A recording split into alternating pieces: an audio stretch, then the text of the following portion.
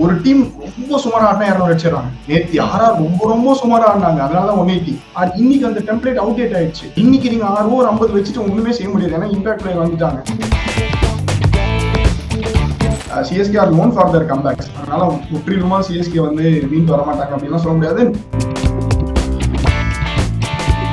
Opposition team mistakes பண்ணா கூட CSK capitalise பண்ண மாட்டாங்களோ. இன்ஃபேக்ட் ஃபீல்டிங்லயும் பிரச்சனைகள் இருக்கு. MS தோனி ஒரு 22-23 இருந்தோ அவருடைய ஸ்கோர் இன் வின்னிங் சேசஸ் பாத்தீங்கன்னா ஒண்ணுமே இல்லை கிட்டத்தட்ட. ஏன் டேவான் கான்வே வந்து ஃபர்ஸ்ட் சாய்ஸ் ஓபனரா இல்ல? ஏன் ரச்சின் ரவீந்திராவை ட்ரை பண்றாங்க? இப்ப நேற்று 3 ஓவர் 5 ரன், கண்டிப்பா இதை விட டேவான் கான்வே கூட தான் அடிச்சிருப்பாரு.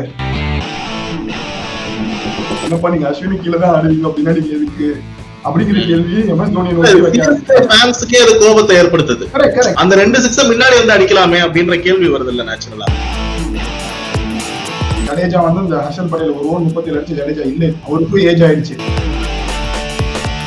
RCB கூட நடந்த மேட்ச்ல யாருமே 4 ஓவர் பினிஷ் பண்ணல, நூர் அகமது தவிர்த்து. அஸ்வினும் பினிஷ் பண்ணல, ஜடேஜாவும் பினிஷ் பண்ணல. MS தோனின்றவருக்கு இவ்வளவு ஒரு ஃபேண்டம், இவ்வளவு ஒரு ஆரா இருக்கிறது ரீசனே அவருடைய சக்சஸஸ் தான். தோனி இவ்வளவு சிறந்த, இப்ப ஒரு டெண்டுல்கர் மாதிரி ஒரு ஸ்டேட் டிரைவ் ஆட தெரியுமா, விராட் கோலி மாதிரி கவர் டிரைவ் ஆட தெரியுமா யாரும் பேச மாட்டாங்க. MS தோனி தான் இந்தியாக்காக 3 கப் ஜெயிச்சு கொடுத்திருக்காரு, சிஎஸ்கேக்காக 5 IPL ஜெயிச்சிருக்காரு, 2 சாம்பியன்ஸ் லீக் ஜெயிச்சிருக்காரு. MS தோனினாலே சக்சஸ்.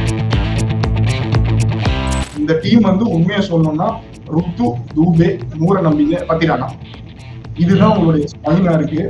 எல்லா மேட்சும் ஆடி ஆகணுன்ற ஒரு கட்டாயம் இப்போ ஏற்படுது. தூபே கண்டிப்பா ஒரு அவரை வந்து அவ்வளவு பிரைஸ் கொடுத்து ரீடைன் பண்ணது என்னதுன்னா 14 மேட்ச்ல 4 மேட்ச் சோலவா ஜெயிச்சு கொடுத்துருவாரு பேட்டிங்ல.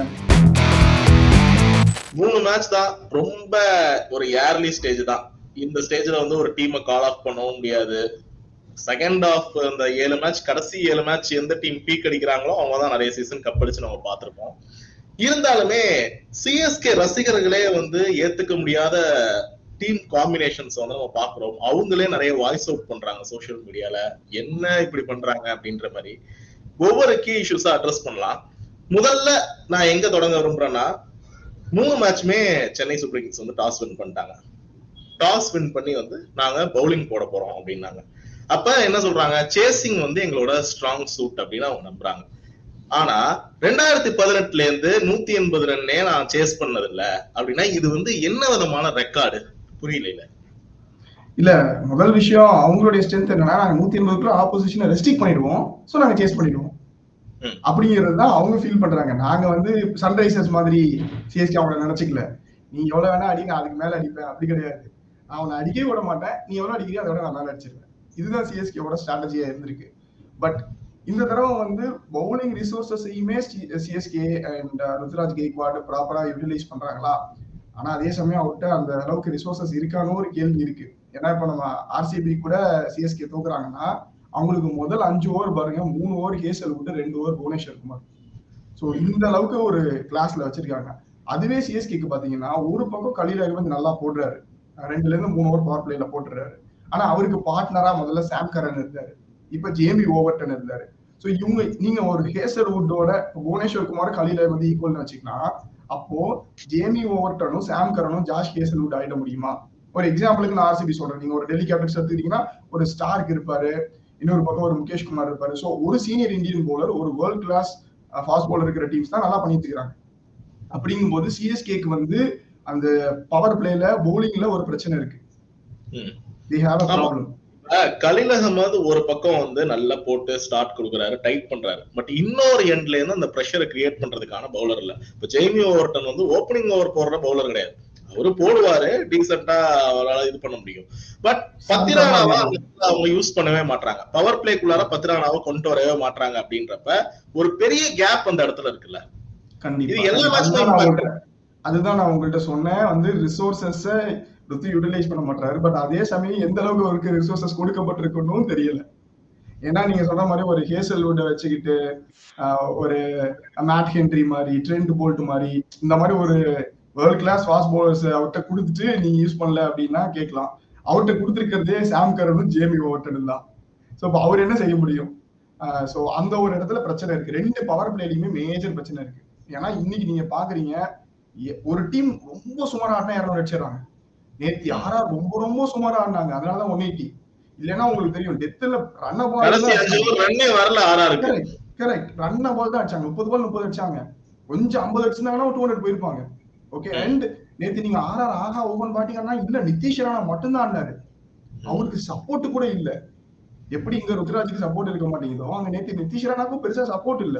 கிட்டத்தட்ட 180 ரன், அவர் மட்டுமே 80. மத்த டீம் எல்லாம் சேர்த்து வந்து 100 தான் அடிச்சாங்க. சோ எக்ஸ்ட்ராடினரி ஒன்னு பேட்டிங் ஆனாங்கன்னா இல்ல. ஆனா அதுக்கே 180 வந்துட்டாங்க. சோ இன்னைக்கு கேம் அப்படி ஆயிடுச்சு. இத்தனைக்கும் 6 ஓவர் 70 பவர் பிளேல. பவர் பிளே பவுலிங் இல்லன்னு பேசுறோம். பவர் பிளே பேட்டிங் இங்க பிரச்சனையா இருக்கு. அதுதான் சொல்ல வரேன். ரெண்டு சைடுமே இப்ப சிஎஸ்கேக்கு பிரச்சனை. சிஎஸ்கே முன்னாடி பவுலிங்லயும் ஒரு 6 ஓவர் 40 கொடுப்பாங்க, இல்ல 6 ஓவர் 50 கொடுப்பாங்க. பேட்டிங்லயும் 6 ஓவர் 50 அடிப்பாங்க. ஆனா மேக்சிமம் நோலாஸ்ல இருப்பாங்க, இல்ல ஒரு விக்கெட் தான் இழந்திருப்பாங்க. ஆனா இப்போ அந்த ரன்ஸும் வரமாட்டேங்குது.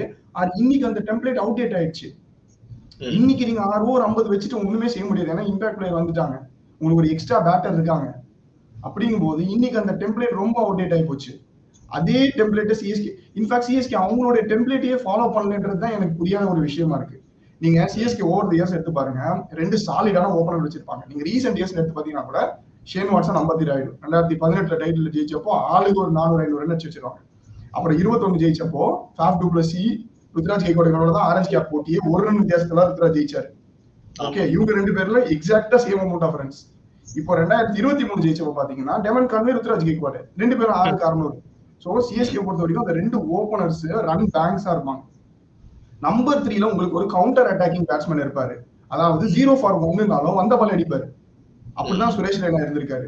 அப்படிதான் ராபின் உத்தப்பா இருந்தார் 21ல. 23ல அஜிங்கிய ரஹானே இருந்தாரு.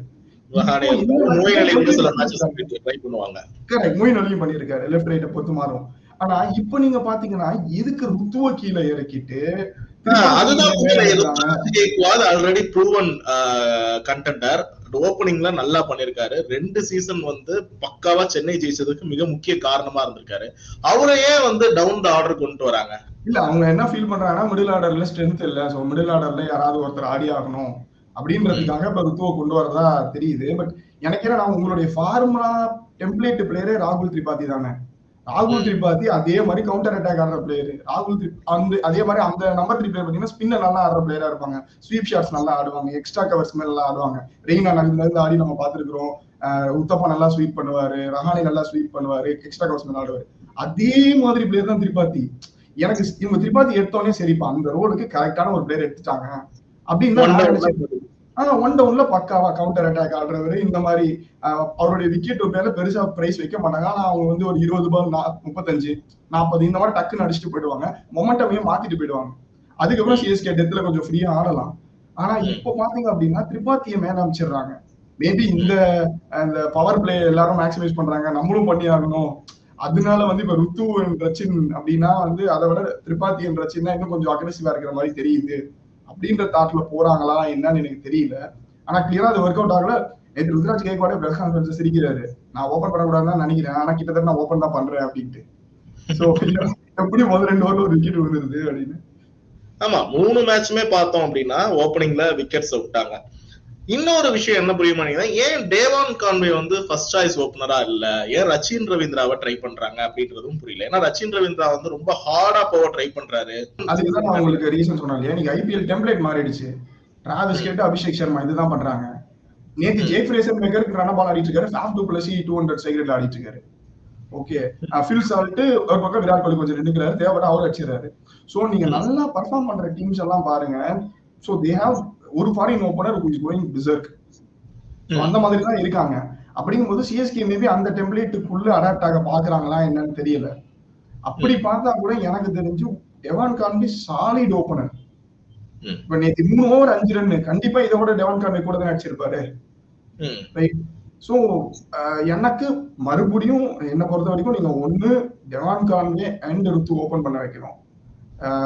ரச்சின் ரவீந்திரா கூட நீங்க 3 அடிக்கலாம், ஏன்னா அவர் நல்ல ஃபார்ம்ல இருக்கிறாரு. ஓகே, பட் சிஎஸ்கேவை பொறுத்த வரைக்கும் அவங்க டெம்ப்ளேட்டை ஃபாலோ பண்ற டீம். அவங்க வந்து அதே மாதிரி லாயல்ட்டியை ஃபாலோ பண்ற டீம். எனக்கு நீ எப்படிப்பட்ட பிளேயரா வேணா இருக்கலாம்ப்பா, நான் எனக்குன்னு ஒரு செட் ஆஃப் பிளேயர்ஸ் வச்சிருக்கிறேன். But Nathan Ellis one of the best death பவுலர்ஸா இருக்கலாம். பட் சிஎஸ்கே என்ன வச்சிருப்பாங்க, எங்களுக்கு பத்திரானா தான் அவர் ஆடலைன்னா உனக்கு சான்ஸ் தரேன்.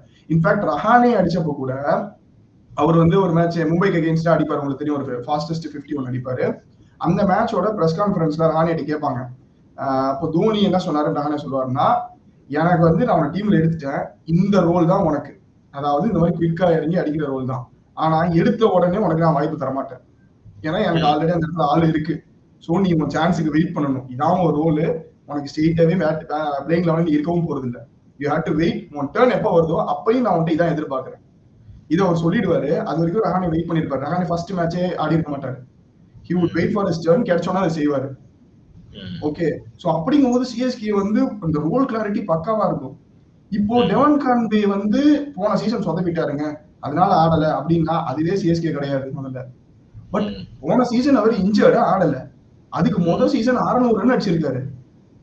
அப்படிங்கும் போது எதுக்காக ரச்சின் ரவீந்திரா நல்ல ஃபார்ம்ல இருக்கிறாரு இல்லைன்னு சொல்ல, பட் அது சிஎஸ்கே டெம்ப்ளேட் கிடையாது. நீ நல்ல ஃபார்மா இருக்கலாம், எனக்கு இவன் தானே பண்ணிருக்கான். இன்ஃபேக்ட் நீங்க சோ எனக்கு என்ன புரியலன்னா, இந்த ரீசெண்ட் ஃபார்மால கொஞ்சம் கேரி ஃபார்வர்ட் ஆயிட்டாங்களோ.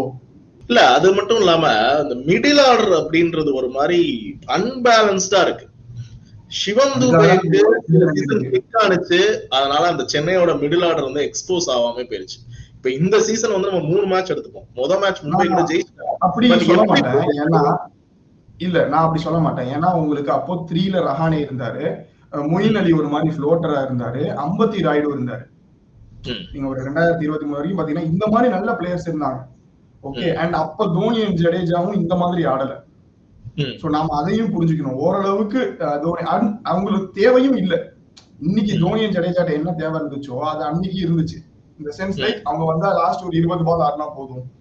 இப்போ நீங்க 13வது ஓவரே இறக்குறீங்க, 13வது ஓவர் அவரால் இறங்கி ஆட முடியல, அவரால் 8 ஓவர் ஓட முடியல, அதனாலதான் வேற வழி இல்லாம அஸ்வினை மேல இறக்குறாங்க. அது இன்னும் கிரிட்டிசிசம் ஆகுது. என்னப்பா நீங்க அஸ்வினி கீழே தான் ஆடுவீங்க அப்படின்னா நீங்க எதுக்கு அப்படிங்கிற கேள்வியை எம்எஸ் தோனி கோபத்தை ஏற்படுத்துது. அதுதான் நான் சொல்ல வரேன். ஏன்னா எதுக்கு அந்த 2 6 முன்னாடி வந்து அடிக்கலாமே அப்படின்ற கேள்வி வருது இல்ல நேச்சுரலா. ஆனா அவரால் வந்து அவர் ஓவர் ஆட முடியல அவரோட. ஏன்னா இப்போ யோமேஷ் ரீசெண்டா அந்த காமெண்ட்ரி பாக்ஸ்ல சொல்லியிருப்பாரு, நீங்க கேட்டிருப்பீங்க. அவர் போயிட்டு யோமேஷை பார்த்தா தோனி கேட்டிருக்காரு, ஏன்பா நீ ஃபிட்டா தானே இருக்கல, நீ ஆடலாமே. இல்ல சார், கால்ல 3 நீ சர்ஜரி அப்படின்னு தோனி, அப்படியா எனக்கும் நீ சர்ஜரி சேம் பிஞ்சுன்ற மாதிரி பேசினாருன்ட்டு. சோ பிசிக்கலி அவரால் முடியல. அவர் வந்து சரி ஃபேன்ஸ்க்காக அண்ட் அதர் சில கமிட்மெண்ட்ஸ்க்காக தான் ஆடுறாருன்றது கிளியரா தெரியுது. அப்படிங்கும் போது அவரால் அந்த கடைசி 5 ஓவர் தான் ஆட முடியும். பட் இதுக்கு முன்னாடி இந்த வீக்னஸ் எக்ஸ்போஸ் ஆகல. ஆனா இப்போ அந்த மிடில் ஆர்டர் பிரச்சனையா இருக்கு. நம்ம சொன்ன மாதிரி இப்போ உங்களுக்கு வந்து Deepak Hooda, Vijay Shankar, no disrespect to them, but அவங்களால வந்து ஒரு அம்பத்தி ராய்டு ரோல பண்ண முடியுமா?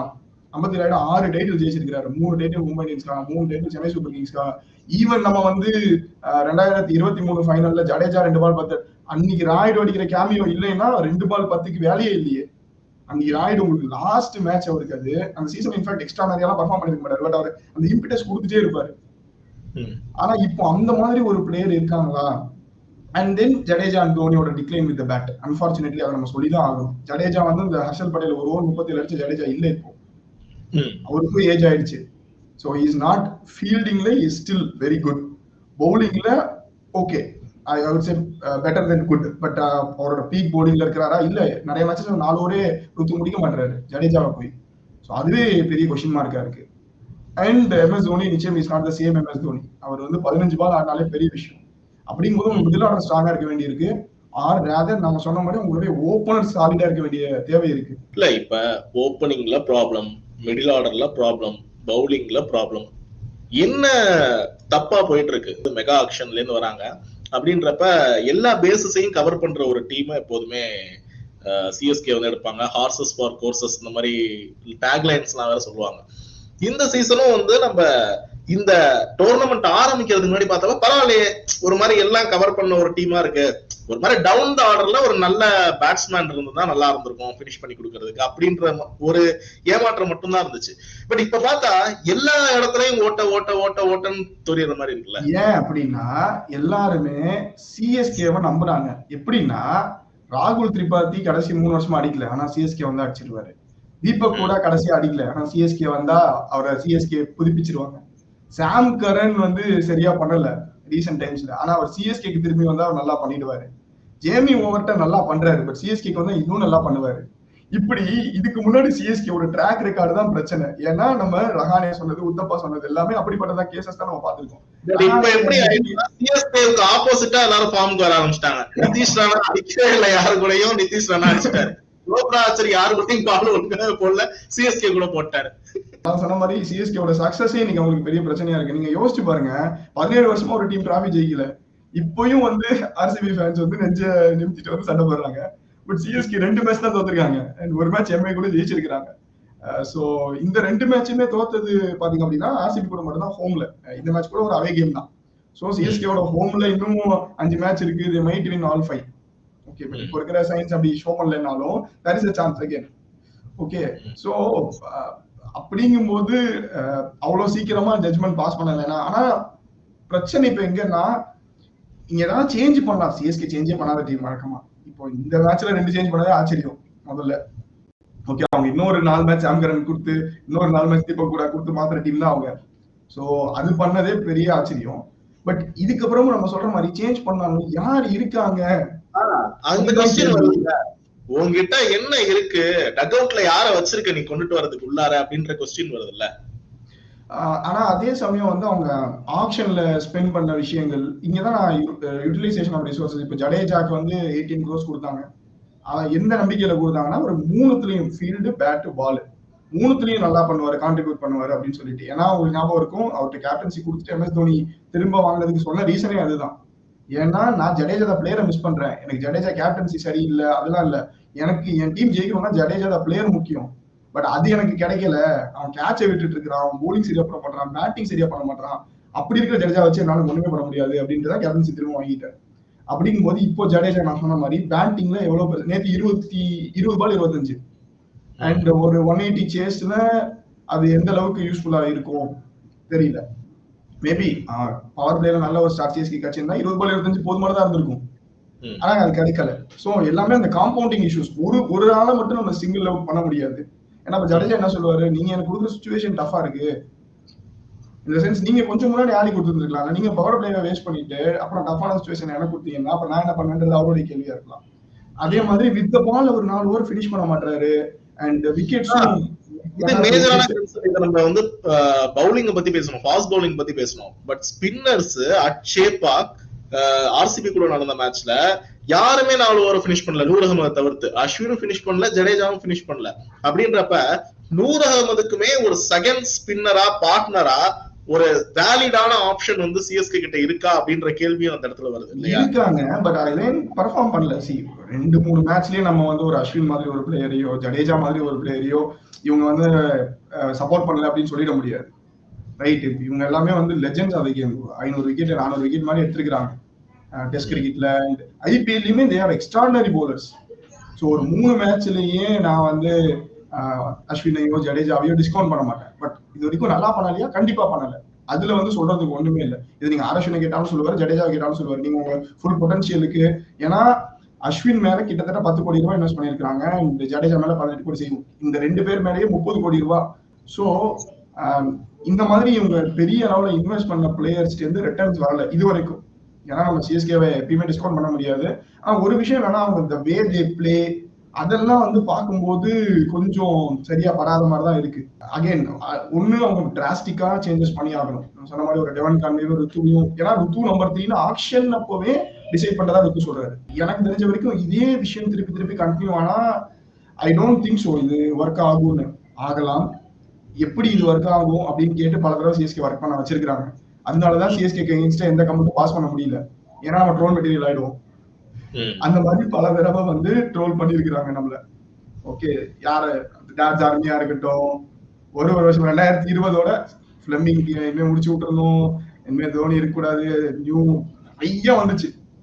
So run out. நானும் 2021ல they came back and won. 22ல அதே மாதிரி ஒரு டவுன் சீசன், 23ல they won. போன வருஷம் ஒரு டவுன் சீசன் கூட கிடையாது, லாஸ்ட் மேட்ச்ல தான் ஜஸ்ட்ல போச்சு.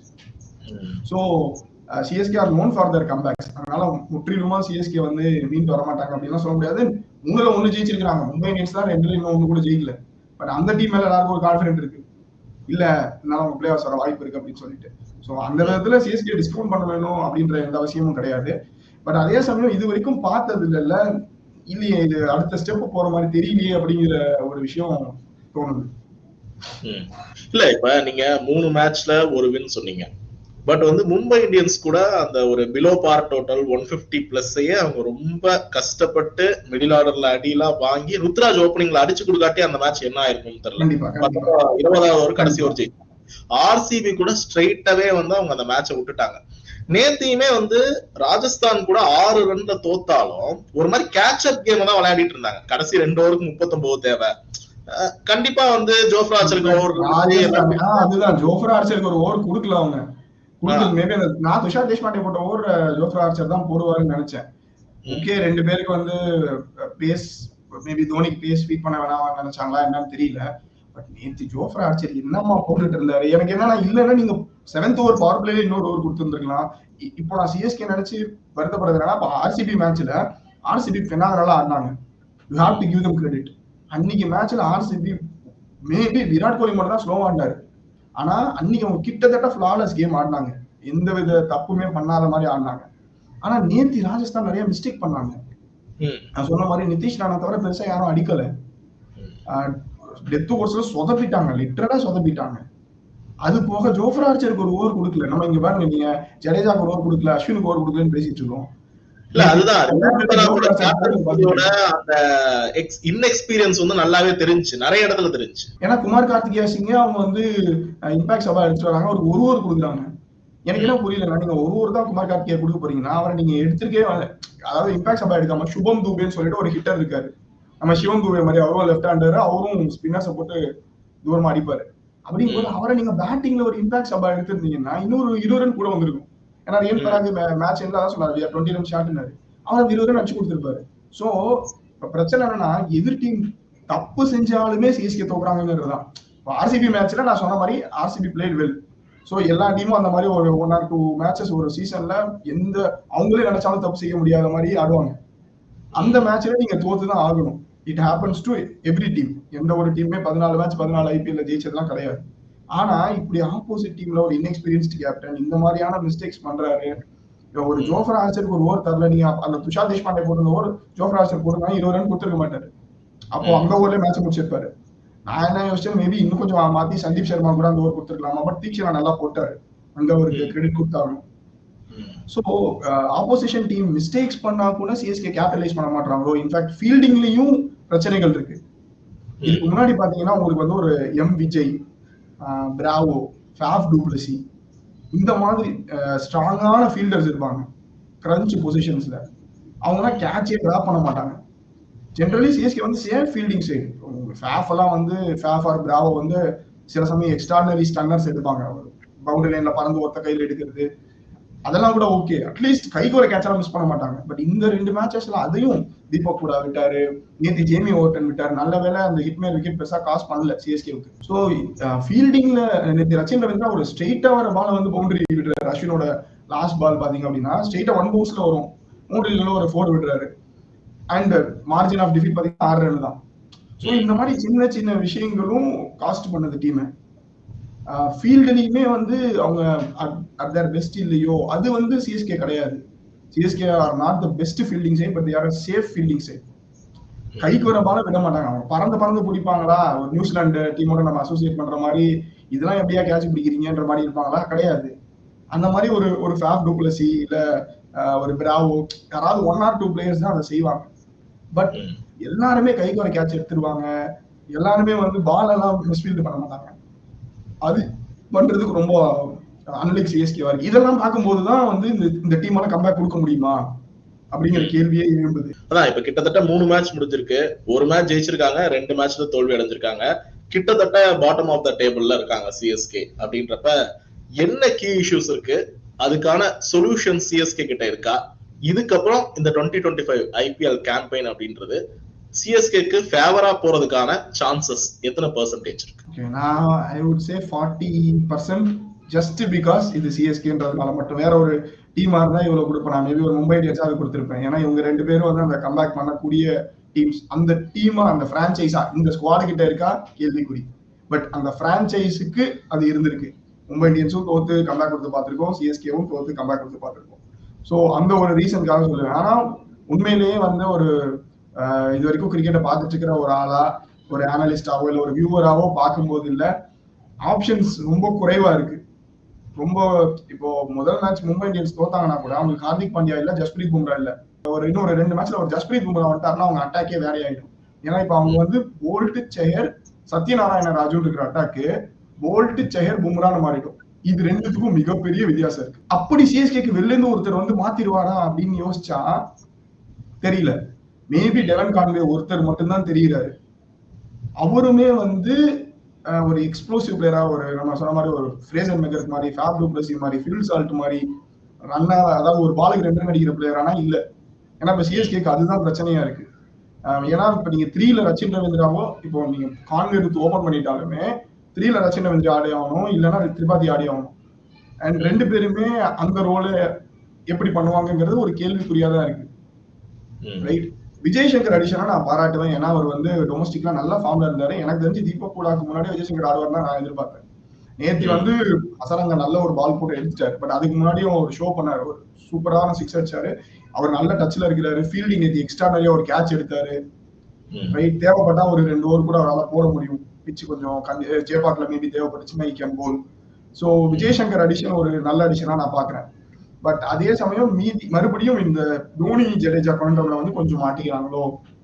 ஏன்னா அவங்க பினிஷர்ஸ்ன்றது இன்னைக்கு நீங்க ஆப்போசிட் சைட்ல ஹிட்மேர் எடுத்துங்க. நேற்று மேட்ச்ல அவங்க என்ட்ரி பாயிண்ட் வச்சிருக்காங்க. இந்த என்ட்ரி பாயிண்ட்ல ஹிட்மேர் வரணும், அதனால விக்கெட் விழுந்தா ஹசரங்கா மேல அனுப்புறாங்க.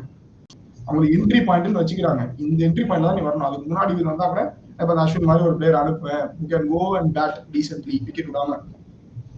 அந்த ரோல்ல இப்ப சிஎஸ்கேக்கு தோனி அண்ட் ஜடேஜா இருக்காங்க. பட் அவங்களால எவ்வளவு அதை பண்ண முடியும்ன்ற ஒரு கொஸ்டின் மார்க் எனக்கு இருக்கு. நீங்க நம்பர்ஸ் எடுத்து பாத்தீங்க அப்படின்னா எம்எஸ் தோனி ஒரு 22-23 இருந்தோ அவருடைய ஸ்கோர் இன் வின்னிங் சேசஸ் பாத்தீங்கன்னா ஒண்ணுமே இல்லை கிட்டத்தட்ட. பட் லூசிங் சேசஸ்ல தான் நிறைய அடிச்சிருக்காரு.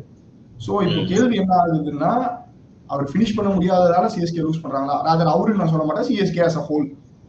ஏன்னா அப்பதான் நிறைய ரன் வருது. பட் அதே சமயம் அது எதுவுமே சக்சஸா மாறல. எம்எஸ் தோனின்றவருக்கு இவ்வளவு ஒரு ஃபேண்டம், இவ்வளவு ஒரு ஆரா இருக்கிறதுக்கு ரீசனே அவருடைய சக்சஸஸ் தான்.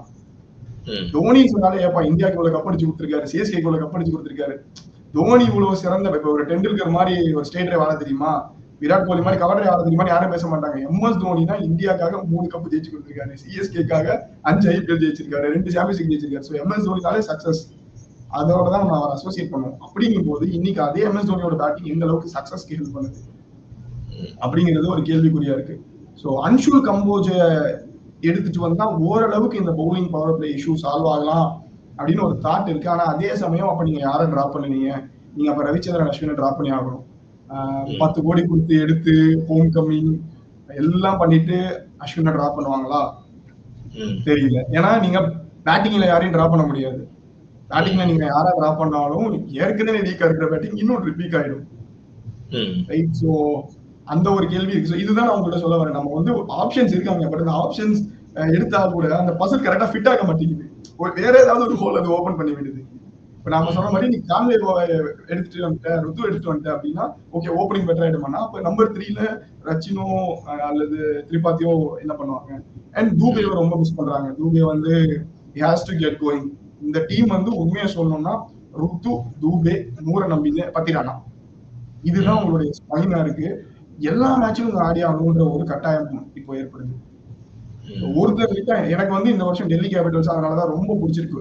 ஒருத்தர் விட்டா ஒருத்தர் ஆடுறாங்க. அவங்க டீம் பாத்தீங்க அப்படின்னா ஒரு நேத்து கேஎல் ராகுலோட தேவையே ஏற்படல. 2 6 அடிச்சாரு போயிட்டாரு. ஸ்டில் வான். மேபி இன்னொரு நாள் வந்து கேஎல் ராகுல் மைட் கோ பெர்சர்க். அதே மாதிரி பிளேசர் மெக்கர் ரன்னபால் ஆடினாரு, பட் ஃபேஃப் கம்பன்சேட் பண்ணிக்கிட்டாரு.